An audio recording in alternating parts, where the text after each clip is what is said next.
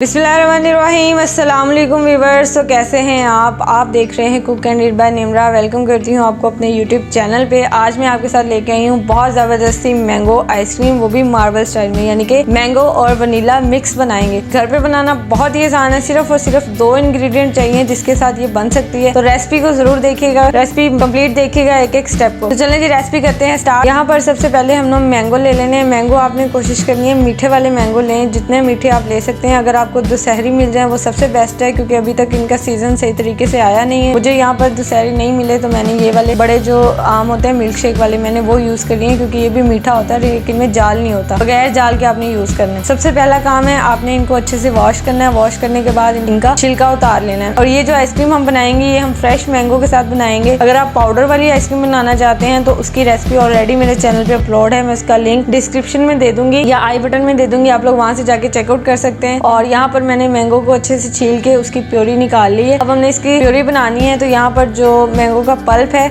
इसको हम ब्लेंड कर लेंगे। और विदाउट वाटर ऐड किए हुए आपने इसको ब्लेंड करना है, पानी इसमें बिल्कुल ऐड नहीं करना है। इसी तरीके से ब्लेंड हो जाएगा, स्मूथ सा इसका पेस्ट बन जाएगा एक प्यूरी फॉर्म में। तो ये हमारे पास मैंगो प्यूरी जो है वो आ चुकी है।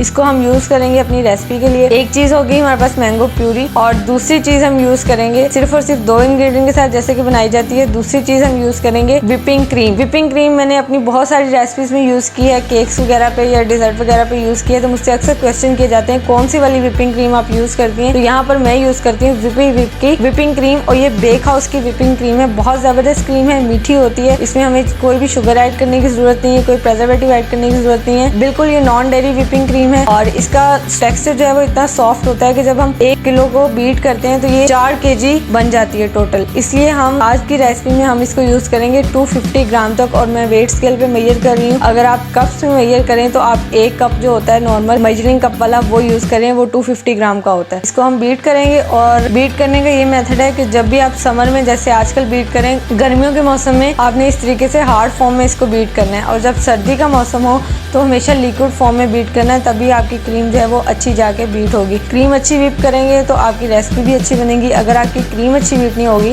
तो रेसिपी भी आपकी अच्छी नहीं बनेगी। तो चलें फिर स्टार्ट करते हैं इसको बीट करना। यहाँ पर मैंने बीटर ले लिया, और बीटर की जो स्टैंड्स होते हैं वो मैंने फ्रीजर में रखे हुए थे, क्योंकि गर्मी है तो आपने कोशिश करना है कि क्रीम आपकी मेल्ट ना हो। अगर आप किसी गर्म जगह पे इसको बीट कर रहे हैं तो आपने नीचे आइस रख लेनी है, किसी भी बॉल में डाल के फिर उसके ऊपर रख के आपने इसको बीट करना है। लेकिन कोशिश करें कि गर्म जगह पे ना करें, ठंडी जगह पे करें। आपका टेम्परेचर बिल्कुल मेंटेन होना चाहिए क्रीम को बीट करते हुए। ये आइसक्रीम्स के ऊपर भी यही मेथड अप्लाई होता है। अगर आप केक में बना रहे हैं तब भी आपने सेम मेथड अप्लाई करना है, फिर ही आपके केक के ऊपर क्रीम जो है वो अप्लाई कर सकते हैं, अदरवाइज वो मेल्ट होना स्टार्ट हो जाए। तो यहाँ पर क्रीम हमारी अच्छे से बीट हो चुकी है। इतनी बीट होनी चाहिए कि जब आप स्पैचुला लगाएं तो ये नीचे ना गिरे। अब आपने इस क्रीम को हाफ कर लेना है, क्योंकि हम ये डबल बनाएंगे। हाफ हम वनीला रखेंगे और हाफ जो है वो हम मैंगो रखेंगे।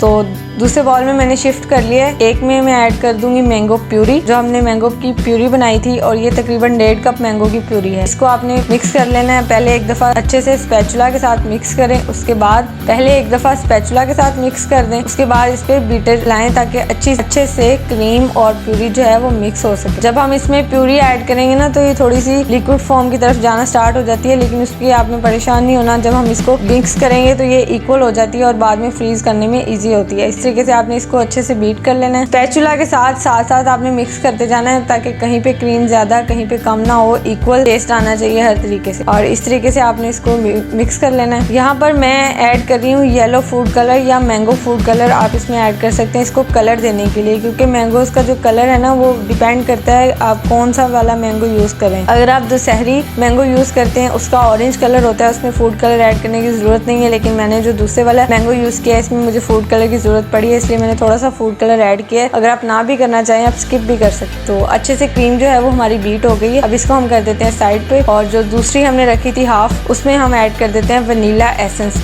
यानी कि वनीला एक्सट्रैक्ट। इसको वनीला का फ्लेवर देने के लिए, डबल फ्लेवर बना रहे हैं मैंगो और वनीला का मिक्स, तो इसलिए हम इसको वनीला का फ्लेवर देते हैं। और अब हमने एक स्टोरेज बॉक्स ले लेना है। एयर टाइट कंटेनर में हम इसको फ्रीज करेंगे। आप किसी भी बर्तन में बना सकते हैं जिसमें आप बनाना चाहें। यहाँ पर मैंने एक एयर टाइट बॉक्स लिया है और अलग-अलग दोनों क्रीम्स को, कोन होती है ना केक के ऊपर क्रीम अप्लाई करने के लिए, उसी कोन में मैंने दोनों को फिल किया है। और मैं इस तरीके से लाइन बाय लाइन इनको डिजाइन बना रही हूँ। अगर आप इस तरीके से ना बनाना चाहें, आप सिंपल भी इसको इस तरीके से पॉर भी कर सकते हैं। तो सारी क्रीम मैंने इस तरीके से डाल दी है। मैंगो क्रीम थोड़ी सी ज़्यादा थी तो ऊपर वाली लेयर मैंने सारी मैंगो से भर दी है। वनीला खत्म हो गई थी तो नीचे सारी वनीला और मैंगो मिक्स है। इस तरीके से आप अपनी मर्जी से डिज़ाइन कोई सा भी बना सकते हैं। उसके ऊपर आपने इसको बटर पेपर रख देना है या फिर क्लिंग रैप लगा दें ताकि इसके अंदर आइस क्रिस्टल्स ना बने जब हम इसको फ्रीज करें। और ऊपर से इस तरीके से कोई सा भी आपने कैप लगा देना है और एयर टाइट करके आपने इसको ओवरनाइट के लिए या 6 से 7 घंटे के लिए फ्रीजर में छोड़ देना है ताकि अच्छे से फ्रीज हो जाए। जी, तो 6 से 7 घंटे हो चुके हैं इसको फ्रीज किए हुए और आइसक्रीम हमारी अच्छे से जम चुकी है। अब हम इसका पेपर ऊपर से उतार लेते हैं और इसका स्कूप निकालते हैं। तो माशाल्लाह अल्हम्दुलिल्लाह देखें कितना ज़बरदस्त हमारा वनीला और मैंगो जो मार्बल आइसक्रीम है ज़बरदस्त सी बनके रेडी हो चुकी है। ये देखें ज़बरदस्त, बहुत मज़े की बनी है। आप लोग भी ज़रूर ट्राई कीजिएगा। अब मैं सारे स्कूप इस तरीके से निकाल लूँ फिर सर्व करके आपको दिखाती हूँ। जी अल्हम्दुलिल्लाह हमारी वनीला और मैंगो आइसक्रीम रेडी हो चुकी है। आप लोग भी ज़रूर ट्राई कीजिएगा। बहुत ईजी रेसिपी है, सिर्फ 2 इंग्रेडिएंट के साथ बन जाती है। ये थी मेरी आज की छोटी सी रेसिपी। अगर आपको मेरी ये रेसिपी पसंद आई हो तो मेरे चैनल को ज़रूर सब्सक्राइब करें, बेल आइकन के बटन को प्रेस करें ताकि आने वाली लेटेस्ट वीडियोज़ की नोटिफिकेशन आपको टाइम पर मिल सके। थैंक यू, अल्लाह हाफिज़।